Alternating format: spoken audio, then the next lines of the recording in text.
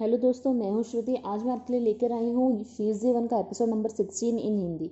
उससे पहले अगर आपने मेरे चैनल को सब्सक्राइब नहीं किया है तो प्लीज़ सब्सक्राइब कर लीजिए और वीडियो को लाइक कीजिए। तो चलिए शुरू करते हैं एपिसोड नंबर 16 इन हिंदी। लास्ट एपिसोड खत्म होता है जहां जिनशन के दादाजी जिनशन को एक फ़ोटो दिखाते हैं जिसमें वेनलिया और यानसिया एक साथ होते हैं और जिनशन को गलतफहमी हो जाती है कि ये वेन लेंगे के साथ है और उसे लगता है कि वो उसे धोखा दे रही है। वो योयो से पूछता है कि तुमने मेरे साथ ऐसा क्यों किया। योयो उसकी बात का कोई जवाब नहीं देती और जिनशन नाराज़ होकर उस गार्डन से चला जाता है।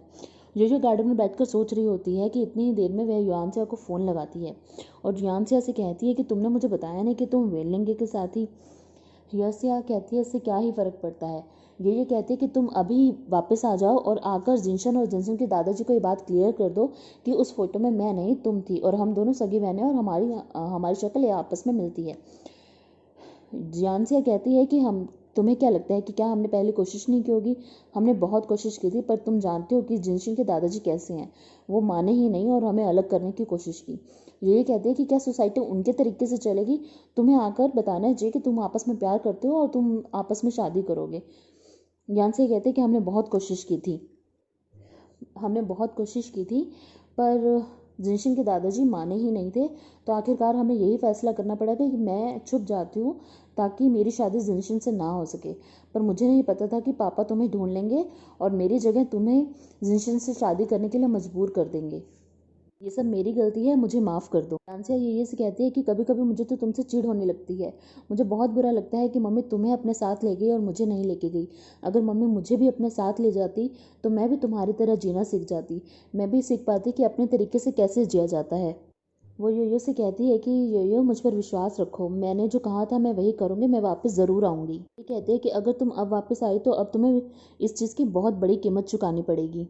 जॉन से कहते हैं कि अब बस बहुत हो गया, मैं बहुत छुप गई हूँ, अब मुझे अपनी प्रॉब्लम को फेस करना ही पड़ेगा। ये कहते हैं कि तुम बुरा मत मानो, ये सब गलती तो पापा की है, ये सब कसूर पापा का ही है, उन्होंने हमारे साथ ऐसा किया। अगर तुम अब वापस आती हो तो वेन्स हमें कोर्ट में ले जाएंगे और हम पर बहुत बड़ा केस कर देंगे और तुम फिर कभी भी वेन लेंगे के साथ नहीं रह पाओगी। यानसिया कहती है कि काश मैं भी तुम्हारी तरह होती। पर अब छोड़ो इन बातों को। ये तुम जाकर ये सब बातें जिनशन को बता दो और अपनी गलतफहमी को दूर करो। मुझे विश्वास है कि वो तुम्हें पक्का समझेगा। यही कहते हैं कि गलती तो शुरुआत से ही हो गई थी, अब हमें इसे छोड़ देना चाहिए इसके हाल पे। ये कहकर वो फ़ोन काट देती है और अपनी पुरानी तस्वीरों को देखने लग जाती है जिसमें वो और जिनशन एक साथ होते हैं। उधर वेन लेंगे अपने मैनेजर से बात कर रहा होता है। उसका मैनेजर कहता है कि हमने कोशिश तो बहुत की थी पर फिर भी हम जीत नहीं पाए, अब हमें क्या करना चाहिए। लेंगे कहता है कि इंसान सिर्फ कर्म करता है, फल तो भगवान देता है। इतनी देर में जिनशन ऑफिस में पहुंच जाता है। वेन लेंगन का मैनेजर उन दोनों को साथ में अकेला छोड़ देता है। वेन लेंगे जिनशन से पूछता है कि क्या तुम मुझे सेलिब्रेट पार्टी के लिए बुलाने आए हो। जिनशन कहता है कि मुझे सब पता चल गया है, तुमने मुझे ये सब शादी से पहले क्यों नहीं बताया। वेन लेंगे कहते कि क्या तुम दादाजी को मना कर पाते, क्या तुम उनकी बात मना कर पाते। जिनशन कहता है कि एटलीस्ट मैं कोशिश तो कर ही सकता था तुम दोनों को मिलाने की। वेन लिंगे कहता है कि मेरे छोटे भाई पागल मत बनो, तुम तो दादाजी को जानते ही हो, वो एक महाराज की तरह है, उनका माइंड कोई भी चेंज नहीं कर सकता। तुम ज़्यादा मत सोचो और अपने आप के लिए शर्मिंदा मत हो, इसमें तुम्हारी कोई भी गलती नहीं थी, ये सब मेरी ही गलती थी, आई एम सॉरी। जिनशन वेन लिंगे से पूछता है कि क्या तुम उससे प्यार करते हो। वेन लिंगे कहते कि मैं सब ये स्टूपिड हरकतें करता ही क्यों अगर मैं उससे प्यार नहीं करता होता तो। जिनशन ठीक है कह के वहाँ से निकल जाता है। फिर वेन लेंगे के पास सिया का फ़ोन आता है और सिया उसे कहती है कि मुझे वाइफ का स्टेटस नहीं चाहिए, हम ये नाटक सब यहीं पर ख़त्म कर देते हैं। इधर ये घर छोड़कर जाने लगती है तो गिगी उसे कहता है कि दादाजी से बात कर लो, वो तुमसे कुछ बात करना चाहते हैं। दादाजी कहते हैं कि यू तुम्हारे यहाँ से जाने के बाद इस घर से कोई भी रिश्ता नहीं रह जाएगा, गिगी इसे इसका सामान दे दो। ये से कहते हैं कि अपने पापा को जाकर कह देना कि इस शादी के बारे में किसी से भी ना कहें वरना हमारी बहुत बेइज्जती होगी। ये सोच लो कि ये शादी कभी हुई ही नहीं थी, अपने एंगेजमेंट अभी तोड़ दो, तुम्हारे घर वालों को इन्फॉर्म कर दूंगा। ये घर छोड़कर वहाँ से चली जाती है। इधर जिनशन भी रास्ते में अकेला चल रहा होता है और सोच रहा होता है, उधर योयो भी रास्ते में अकेली चल रही होती है और ये सब सोच रही होती है और दोनों ही बहुत उदास होते हैं। उधर रेस्टोरेंट में शूज़े यानसिया का इंतज़ार कर रहा होता है। वह बार बार फ़ोन चेक कर रहा होता है कि क्या टाइम हो गया और यानसिया कब तक आएगी। इतने में ये वहाँ पहुँच जाते हैं और शिज़ो को लगता है वह यानसिया है और वो आते ही उसके गले लग जाता है। योयो से कहते हैं कि मुझे छोड़ो, मैं यानसिया नहीं हूँ, तुम्हें गलतफहमी हुई है। शिज़ो से कहते हैं कि तुम यहाँ पर क्यों आई हो और अपना बैग लेकर ऐसा क्यों। ये कहते हैं कि ऑफ कोर्स बाद में मैं ड्रिंक करने ही आऊँगी। ये कहते हैं कि क्या तुम पूरा दिन से यान्से का यहाँ पर इंतज़ार कर रहे थे? शिज़े कहता है कि मुझे लगा कि यान्से यहाँ पर मुझसे मिलने आएगी। ये शिज़े को सारी स्टोरी बता देती है और शिज़े उससे पूछते है कि क्या तुम उसकी मदद करना चाहती हो? ये कहते हैं कि इसके अलावा कोई और रास्ता भी नहीं है, तो मुझे माफ़ कर दो। ये कहती है कि तुम जानना चाहोगे कि वो किससे प्यार करती है? वो जैसे उसका नाम बताने वाली होती है, शिज़े उसे मना कर देता है। शिज़े कहते हैं कि इससे क्या ही फ़र्क पड़ता है कि जब वो दोनों साथ हैं तो मैं जानकर भी क्या करूँगा। वैसे भी मुझे पता था कि अगर वो आ भी जाते तो रिज़ल्ट क्या होना था। इसे छोड़ो, तुम मुझे बताओ कि तुम जिनशन को क्या सच नहीं बताओगी? तुम उसे सच नहीं बताओगे, ये सारी मिसअंडरस्टैंडिंग ख़त्म कैसे होगी और तुम्हारा रिलेशनशिप मिस्टर विंग के साथ हमेशा के लिए ख़त्म हो जाएगा। ये कहते हैं कि अब जो होना था वो हो गया है। जिनशन के दादाजी को मनाना बहुत ही मुश्किल है। वैसे भी उसके दादाजी चाहते थे कि जिनशन की शादी जीनियस से गर्ल से हो, जो कि मैं नहीं हूँ। पर मुझे लगता है कि हमारा प्यार इन सब गलत फहमियों से ऊपर है। हमारा प्यार आगे तक ज़रूर जाएगा। मैं जिनशन को सब कुछ बता दूंगी और उसे सब कुछ क्लियर कर दूंगी। शिज़े कहते हैं कि तो तुम अभी फ़ोन करो और उसे क्लियर करो। योयो जिनशन को फ़ोन लगाती है पर उसे पता चलता है कि जिनशन ने उसके फ़ोन नंबर को ब्लॉक कर दिया है। वो फिर से उदास हो जाती है और शेरिंग के घर पहुंच जाती है और उसे कहती है कि मैं वापस आ गई। शेरिंग कहती है कि क्या तुम दोनों ने ब्रेकअप कर लिया है? पर ऐसा क्यों? क्या सिर्फ इस वजह से है कि मैंने तुम दोनों को ऑफिस में फ्लर्ट नहीं करने दिया? अगर ऐसा है तो आई एम सॉरी। मैं अब की बार तुम दोनों को नहीं रोकूंगी। ये कहती है अब बस भी करो, तुम्हारी सैलरी सिक्योर रहेगी, तुम्हारा इंश्योरेंस भी सिक्योर रहेगा, तुम मत डरो। खुश हो जाती है और कहती है कि अच्छा फिर ठीक है। ये कहते हैं कि मेरा उससे ब्रेकअप हो गया और तुम्हें अपनी सैलरी की पड़ी है। शेरिंग कहती है हाँ मुझे बताओ कि तुम दोनों ने ब्रेकअप क्यों कर लिया। ये कहते हैं कि छोड़ो इस बातों को और चलो सो जाते हैं। इधर जिनशन अपने बेड पर बैठकर अब वो पुराने सारे दिन याद कर रहा होता है जब वो योयो के साथ होता है, और योयो भी अपने सारे पुराने दिन याद कर रही होती है जब वो जिनशन के साथ होती है। वो याद करता है कि कैसे योयो ने उसे प्रपोज किया था और जिनशन ने उसे एक्सेप्ट किया था। उधर रेस्टोरेंट में शिज़े और मिस्टर वेनलिंग आपस में ड्रिंक कर रहे होते हैं। शिज़े कहते हैं कि शायद आज हमारा आखिरी दिन हो कि हम साथ में ड्रिंक करते हैं। वेनलिंग कहते हैं कि मुझे भी कुछ ऐसा ही लग रहा है। मैं ये शहर छोड़कर सिंगापुर जा रहा हूँ। मेरे दादाजी मुझे बिल्कुल भी नहीं छोड़ेंगे अगर उन्हें पता चला कि मैंने वेन्स के साथ ऐसा कुछ किया था। जैसे कहते हैं कि अगर तुम चले जाओगे तो मैं ड्रिंक किसके साथ करूँगा। वेनलिंग कहते हैं कि तुम अभी यंग हो, तुम्हें ये सब चीज़ें नहीं करनी चाहिए, अब तुम्हें अपना टाइम कहीं और स्पेंड करना चाहिए। वेनलिंग कहता है कि तुमने कभी ये वर्ड सुना है, प्यारी सी और मासूम सी लड़की। ये वर्ड हमेशा लड़की के लिए यूज़ होता है पर मुझे अब लग रहा है ये तुम्हारे लिए भी यूज़ होना चाहिए। प्यारा सा मासूम सा लड़का। तुम्हें अपने लिए एक अच्छी सी लड़की ढूंढ लेनी चाहिए और अपनी लाइफ को स्टेबल कर लेना चाहिए। शिवजे कहते हैं कि हाँ ठीक है, अब मैं अपनी शुरुआत शुरू से करूँगा, अ स्टार्ट फ्रेश। अगली सुबह वेनलिंगे जब उठता है तो वह देखता है कि वह शिवजे के घर पर सो रहा है और उसे पता नहीं चलता कि उसने इतनी ड्रंक कर ली थी कि वह रात को शिवजे के घर आकर सो गया था। वेन लेंगे ब्रेकफास्ट टेबल पर आता है, शिज़ु उसके सामने ब्रेकफास्ट रखता है। वो ब्रेकफास्ट को देखकर बोलता है कि मुझे लगता है कि तुमने काफ़ी लड़कों के साथ ब्रेकफास्ट किया है। शिज़ु उससे बोलता है कि मैंने ये ब्रेकफास्ट शिज़े के लिए बनाया था। तो शिज़ु बोलता है कि मैंने ये ब्रेकफास्ट युआन सिया के लिए बनाया था। वेन लेंगे उसे कहते हैं कि क्या तुमने कभी युआन सिया के साथ ब्रेकफास्ट किया भी है? शिज़ु कहते हैं कि उसने कभी मुझे चांस ही नहीं दिया साथ में बैठकर ब्रेकफास्ट करने का। वेन लेंगे कहते हैं कि अच्छी बात है। शिज़ु हैरान हो जाता है। वेनलिंग कहते हैं कि तुम्हें ये सब छोड़ देना चाहिए और एक अच्छी लाइफ जीनी चाहिए और अपना रेस्टोरेंट दोबारा से शुरू करना चाहिए। हो सकता है कि फ्यूचर में मैं तुम्हारे रेस्टोरेंट में इन्वेस्ट कर दूं और उसे रीडेकोरेट कर दूं। अगर तुम चाहो तो मैं ऐसा कर सकता हूँ, और इससे बढ़िया कोई भी तरीका नहीं है अपने पुराने प्यार को भुलाने का कि तुम अपने काम में बिजी रहो। उधर ये शारंग के लिए बहुत सारा ब्रेकफास्ट बनाती है और उसे बताती है कि मैंने तुम्हारे लिए बहुत बहुत अच्छा सा ब्रेकफास्ट बनाया, तुम जल्दी से ब्रेकफास्ट करो और ऑफिस के लिए लेट मत होना। शारंग हैरान हो जाती है और सोचती है कि अब इसे क्या हो गया है। उसमें व्यंजन अपने और शारंग के पलों को याद कर रहा होता है और उसे लगता है कि उसे शारंग से प्यार हो गया है। और जैसे ही शारंग ऑफिस में आती है वो शारंग से कहती है कि मुझे लगता है कि मुझे प्यार हो गया है। शारंग कहती है फिर तो तुम खत्म हो गए हो। उससे तुम ये नहीं पूछोगे कि मुझे किससे प्यार हो गया है? शरण कहती है कि इससे कोई फर्क नहीं पड़ता तुम्हें किससे प्यार हो गया, पर अब तुम बस बिल्कुल खत्म हो गए हो। वेंजुन बोले कि अगर वो लड़की तुम हो जिससे मैं प्यार करता हूँ तो? फिर वो कहती है इसका मतलब यह है कि हम दोनों ही खत्म हैं। शरण वेंजुन को बताते हैं कि तुम्हें पता है जिनशन और योयो का ब्रेकअप हो गया है।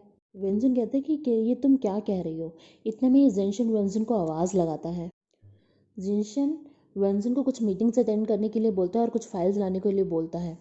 वेंजन उससे योयो की बात करने लगता है। जिनशन तभी कहते कि हाँ मैं तो ये भूल ही गया था, तुम योयो की सीट यहाँ से हटा दो और तुम दोबारा वापस आ जाओ उसकी सीट पर। इतने में शरेंग वहाँ आती है और जिनशन को बताते कि योयो नीचे आई हुई है। जिनशन कहता है कि उसे इग्नोर कर दो। नीचे सिक्योरिटी गार्ड योयो को ऑफिस में एंट्री करने से मना कर देता है।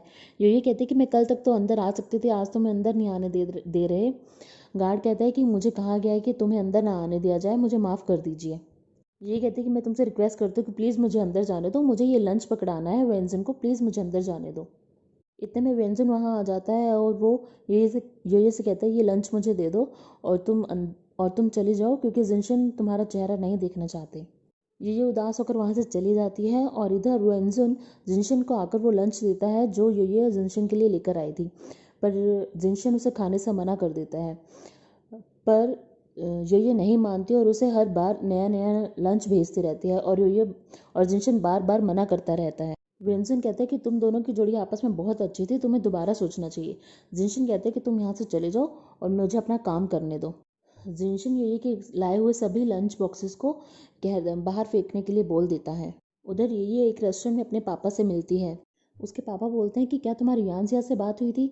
अगर तुम्हारी यानसिया से बात हुई थी तो उसे बोलना था ना कि उसे वापस आना चाहिए और आकर जल्दी से जिनशन से शादी कर लेनी चाहिए। यूही उसके पापा को घूर कर देखती है और कहती है कि अब भी तुम्हें उसकी शादी की पड़ी है। उसके पापा बोलते हैं कि नहीं नहीं, तुमने मुझे गलत समझ लिया, मैं ये नहीं कह रहा था, मैं ये कह रहा था कि ये अच्छी बात नहीं है कि हम वेन से इतने दिन तक सच्चाई छुपा के रखें। ये कहती कि अच्छा अब तुम बड़े शरीफ बन रहे हो। उसके पापा कहते हैं कि अच्छा हम ये काम करते हैं कि तुम दोनों बहनें आपस में आइडेंटिटी बदल लो और तुम हमेशा के लिए यानसिया बन जाओ और वो ये बन जाती है। ये कहते हैं कि क्या आपको वेंस ने नहीं बताया है कि उन्होंने मुझे घर से धक्के मार कर बाहर निकाल दिया है, हमारी शादी भी कैंसिल कर दी है। उसके पापा कहते हैं अब तो मैं बिल्कुल बर्बाद हो गया। ये कहते हैं कि आप ऐसा क्यों कर रहे हैं, आप ये खुद कंपनी खुद भी तो चला सकते हैं, आपको वेंस का सपोर्ट क्यों चाहिए? इधर वेंजन और शेरंग ऑफिस में आपस में बात कर रहे होते हैं कि उन्होंने कितनी कोशिश की कि योयो और जिनशन साथ हो जाएं, पर जिनशन है कि मान ही नहीं रहा है। अब शेरंग और वेंजन सोचते हैं कि अब उन्हें कुछ ऐसा करना चाहिए ताकि जिनशन के मन में भी दोबारा प्यार पैदा हो जाए। तो वो सोचते हैं कि उन्हें आपस में थोड़ा गले मिलना चाहिए, जिसे देखकर जिनशन के मन में भी थोड़ा सा योयो के लिए प्यार पैदा हो। इधर योयो को पता चलता है कि योयो के पापा ने साइन करके सारी प्रॉपर्टी वेंस के नाम कर दी थी। तो योयो से कहते कि क्या आप पागल हो गए थे, आपने ये क्यों किया? और आपने क्या यानसे को बताया भी था कि आपने उसकी शादी का कॉन्ट्रैक्ट साइन कर दिया है? क्या उसने कुछ भी नहीं कहा? उसके पापा कहते हैं कि मैंने उसे वो कॉन्ट्रैक्ट पढ़ने ही नहीं दिया था। ये कि पापा कहते हैं कि ये शादी कैंसिल नहीं होना चाहिए, वरना मेरे पास जीने के लिए कुछ भी नहीं रह जाएगा। ये कहती कि मुझे कोई फ़र्क नहीं पड़ता, मैं विंस को जाकर सच्चाई बता दूंगी। ये कि पापा कहते कि प्लीज़ ऐसा मत करना, अगर तुम ऐसा बता दोगी तो मुझे जेल हो जाएगी और मैं तुम्हारे सामने ही तड़प कर मर जाऊंगा। ये कहते अब आप ये सब बातें क्यों कर रही है, मैरिज तो कैंसिल होकर ही रहेगी। ये कि पापा कहते हैं कि मुझे थोड़ा टाइम दो, मुझे थोड़ा रेस्ट करने दो, और ये कहकर वहाँ से निकल जाते हैं। इधर वेंजन और शेरंग आपस में प्यार का नाटक करने लग जाते हैं। शेरंग वेंजन को प्यार से खाना खिलाती है और वेंजन कहता है कि प्यार का मज़ा ही अलग है। फिर वो देखते हैं कि क्या जिनशन को कुछ फ़र्क पड़ रहा है, तो वो देखते हैं कि जिनशन उन्हें इग्नोर कर रहा है। वो कहते हैं कि हमें शायद थोड़ा और कुछ करना पड़ेगा। तो वेंजन और शेरंग आपस में गले मिलते हैं। फिर वो देखते हैं कि जिनशन उन्हें देख रहा है, हो सकता है उस पर थोड़ा फ़र्क पड़ रहा हो। फिर वो सोचते हैं कि शायद इससे बात नहीं बनी है, हमें थोड़ा सा और आगे बढ़ना पड़ेगा। फिर जिनशन और वेंजन सोचते हैं कि शायद उन्हें किस करना चाहिए, तो जिनशन को थोड़ा और ज़्यादा फ़र्क पड़ेगा और शेरंग और वेंजन ये आपस में किस करते हैं और शिनजन ऑफिस में आ जाता है और कहता है कि ये सब क्या हो रहा है।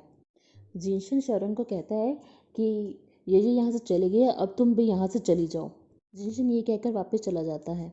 शेरंग अपने घर पर उदास होती है और ये घर पहुंचती है। ये उससे पूछते कि क्या हो गया, तुम ऐसे क्यों बिहेव कर रही हो? शेरंग उसे बताते हैं कि मेरा डिमोशन हो गया है।